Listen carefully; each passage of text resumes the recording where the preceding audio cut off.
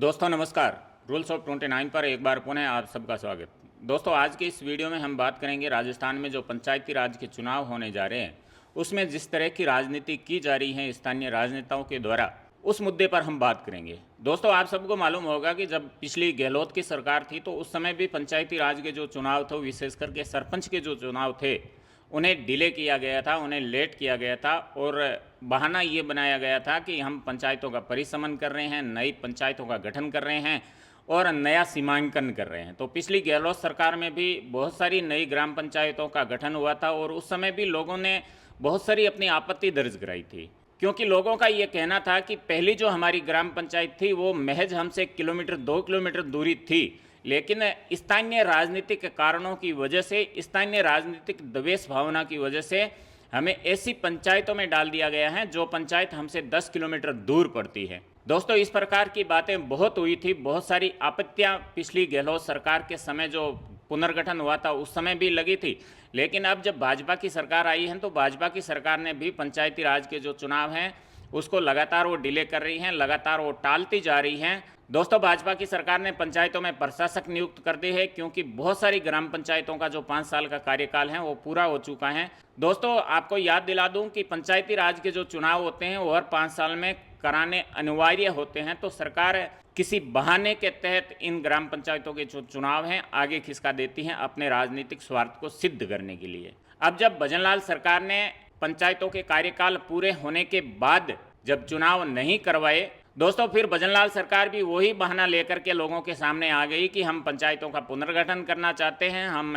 वार्डों का नया सीमांकन करना चाहते हैं, हम नई पंचायत समितियां बनाने चाहते हैं और नए जो राजस्व गांव हैं वो अस्तित्व में लाना चाहते हैं। यहाँ तक तो सब ठीक था, क्योंकि नई ग्राम पंचायतें बनेगी तो बजट आएगा, बजट आएगा तो विकास होगा, इसमें तो किसी को कोई ऐतराज होना भी नहीं चाहिए और है भी नहीं। ऐतराज एक्चुअली में कहाँ है, हम उस मुद्दे पर आते हैं, उस पॉइंट पर आते हैं। जब नई ग्राम पंचायतें बनेगी तो ग्राम पंचायतों के तहत तो बहुत सारे नए राजस्व गांव भी बनाए जाएंगे। दोस्तों अगर हम मरुस्थल में जो जिले हैं उनकी बात करें तो वहाँ राजस्व गांव की जो आबादी का पैमाना रखा है वो 150 आबादी का पैमाना रखा है, यानी 10-15 घर अगर आप मिला लेंगे तो 150 की आबादी को टच कर जाते हैं। इसमें भी कोई प्रॉब्लम नहीं होनी चाहिए। प्रॉब्लम एक्चुअली में कहाँ हो रही है, प्रॉब्लम हो रही है किसी व्यक्ति विशेष के नाम पर उन राजस्व गांवों का नामांकन किया जा रहा है। आपको याद दिला दें कि पिछले साल जो नए राजस्व गांव अस्तित्व में आए थे राजस्थान में, बहुत सारे लोग इस ऐतराज को लेकर के कोर्ट की शरण में गए और फिर कोर्ट ने जो आदेश दिया है वो ये है कि आप किसी व्यक्ति विशेष पर नए राजस्व गांव का नामांकन नहीं कर सकते हैं, किसी जाति विशेष पर नए राजस्व गांव का निर्माण नहीं कर सकते हैं। अगर आपको नया राजस्व गांव बनाना है फिर ऐसा नाम उस राजस्व गांव का ला करके रखिए जिस पर किसी का कोई ऐतराज ना हो। उस हाई कोर्ट के आदेश को धत्ता बताते हुए बहुत सारी ग्राम पंचायतों से अभी भी शिकायतें निकल करके आ रही हैं कि वहां के जो स्थानीय राजनेता हैं, यानी सरपंच स्तर के जो राजनेता हैं, पंचायत समिति सदस्य हैं, जिला परिषद सदस्य हैं, जो चुने हुए हैं, जिनका उस क्षेत्र में अपने गांव में प्रभाव है, वो अपनी इस प्रभाव का पूरा इस्तेमाल कर रहे हैं और इस्तेमाल इस कदर कर रहे हैं कि वो कोर्ट के आदेश की अवमानना तक करने से नहीं डर रहे हैं, क्योंकि कोर्ट ने स्पष्ट तौर पर यह मना करके रखा है कि आप किसी व्यक्ति विशेष पर या किसी जाति विशेष के नाम पर किसी भी नए राजस्व गांव का गठन नहीं कर सकते हैं। लेकिन बहुत सारी जगह सुनने में आ रहा है, बहुत सारे प्रस्ताव सामने पड़े हैं जिसमें स्पष्ट तौर पर जातियों का जिक्र किया गया है, फलाना नगर, और स्पष्ट तौर पर व्यक्ति विशेष के नाम पर नए राजस्व गांव का प्रस्ताव तैयार किए गए हैं। इस प्रकार के बहुत सारे डॉक्यूमेंट हमारे पास में आए हैं। तो दोस्तों मैं स्थानीय उन राजनेताओं से पूछना चाहता हूं कि आखिर आप साबित क्या करना चाहते हैं, आप आखिर क्यों कोर्ट की अवमानना करने पर तुले हुए हैं, आखिर आप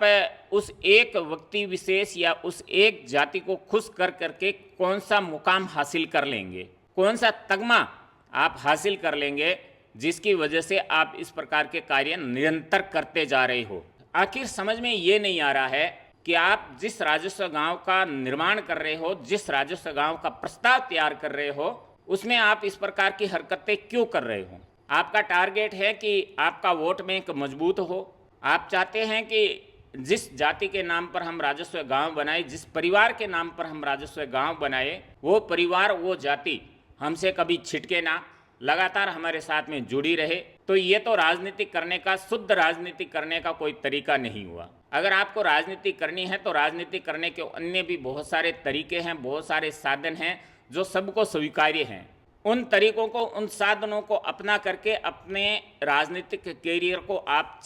चमका सकते हैं, आप आगे बढ़ा सकते हैं। लेकिन आप ऐसा नहीं करेंगे, क्योंकि छोटी से छोटी हरकत जो होती है वो आप करेंगे और लगातार करते आ रहे हैं। तो इस प्रकार के, अगर आपके गांव में भी कोई इस प्रकार की राजनीतिक हरकतें कर रहा है तो ये वीडियो उन तक जरूर पहुंचाइएगा जहां ये हरकतें हो रही है। ये प्रस्ताव बनाने वाले तक को मालूम है कि ये प्रस्ताव चलने वाले हैं नहीं, क्योंकि राजस्थान हाईकोर्ट का स्पष्ट आदेश है। अगर आप सुप्रीम कोर्ट से कोई फैसला पलट करके ले आए तो फिर बात अलग है, लेकिन मुझे नहीं लगता है कि इस प्रकार की हरकत करने वाला कोई भी सुप्रीम कोर्ट जाने की अहमियत रखता है, योग्यता रखता है। उन्हें बस करना केवल इतना है, क्योंकि उन्हें भी मालूम है, जो प्रस्ताव बना रहे हैं उन्हें भी मालूम है कि ये प्रस्ताव टिकेगा नहीं। लेकिन जिस जाति का प्रस्ताव बनाया जा रहा है, जिस व्यक्ति का प्रस्ताव बनाया जा रहा है, फिर उन पर वो जिंदगी भर एहसान इस बात को लेकर के रखेगा कि हमने तो आपके नाम का गांव बनाने के सारे प्रयास किए थे, हमने तो आपके दादा के नाम का गांव बनाने के सारे प्रयास किए थे,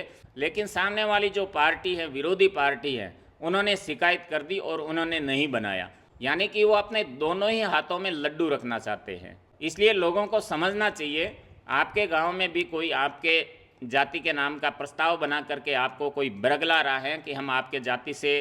कोई रेवेन्यू विलेज बना देंगे या आपके दादा के नाम पर रेवेन्यू विलेज बना देंगे, तो ऐसा संभव नहीं है दोस्तों। इस प्रकार की राजनीति करने वाले लोगों को करारा जवाब आप लोगों को देना चाहिए। और सरकार ने जो ये नियम बनाया है कि हम 150 की आबादी पर रेवेन्यू विलेज नया बनाएंगे, अच्छी बात है, नया रेवेन्यू विलेज बनाइए, नई पंचायतें बनाइए, इसमें ना कभी विरोध हुआ है ना भी होगा। और इस तरह से हरकतें की जा रही हैं कि कहीं कहीं तो पिछले दिनों अखबार में भी आया था, शायद बाड़मेर की खबर थी, कि छोटे से बच्चे जो अभी तक सही से समझ भी नहीं रखते हैं कि क्या रेवेन्यू विलेज होते हैं, क्या पंचायतें होती है, क्या राजनीति होती है, उन बच्चों को भी विवाहित दिखा दिया गया। और विवाहित दिखाने के साथ साथ 5-5, 7-7 बच्चों के माता पिता उन्हें बना दिया गया। तो इस प्रकार की हरकतें की जा रही है, क्योंकि ये 150 का जो आबादी का आंकड़ा है वो भी ये लोग पूरा नहीं कर पा रहे हैं। तो फिर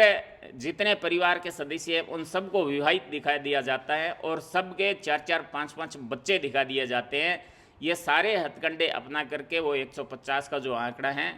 उस तक पहुंचा जाता है, और उसके बाद में इस प्रकार के प्रस्ताव बनाए जा रहे हैं। इस प्रकार के अगर आप राजनीतिक हरकतें करेंगे तो आपको क्या गारंटी है कि जिस व्यक्ति विशेष के नाम पर ये रेवेन्यू विलेज आप बना रहे हैं, जिस जाति के नाम पर ये रेवेन्यू विलेज आप प्रस्ताव बना रहे हैं, क्या वो ज़िंदगी भर आपके साथ में रहेंगे, ज़िंदगी भर आपको वोट देंगे? और इसमें भी क्या गारंटी है कि ज़िंदगी भर आप ही चुनाव लड़ेंगे? आपके पास में मौका है, गांव की जनता ने आपको चुन करके भेजा है, और अब भजनलाल सरकार का आपके ऊपर आशीर्वाद है कि आप प्रशासक के तौर पर ग्राम पंचायत में काम कर रहे हैं,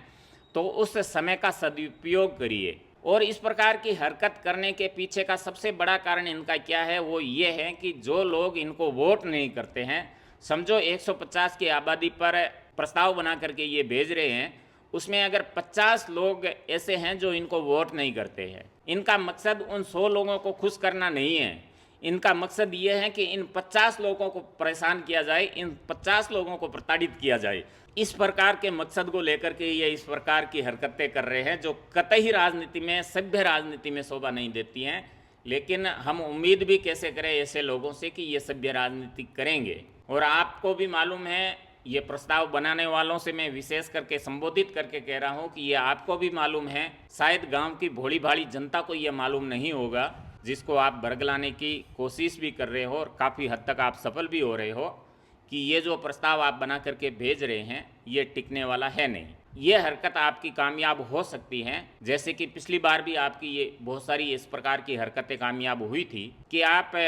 किसी रेवेन्यू विलेज को किसी दूर की ग्राम पंचायत में जोड़ करके एक नई पंचायत बनवा दे, या फिर इस तरह से रेवेन्यू विलेज का नया सीमांकन कर दे, इस प्रकार से वार्ड का नया सीमांकन कर दे, जिसकी वजह से वहाँ के लोगों को, जो विशेष करके आपके विरोध में वो मतदान करते हैं, उन्हें तकलीफ हो जाए। तो इस प्रकार की हरकतें अगर आपके गांव में हो रही है तो ये वीडियो आपके गांव के ग्रुप में ज़रूर शेयर करिएगा। दोस्तों, आपने अपना कीमती समय दिया, उसके लिए बहुत बहुत धन्यवाद। अपना व अपनों का ख्याल रखते हुए हमसे जुड़े रहिए। धन्यवाद।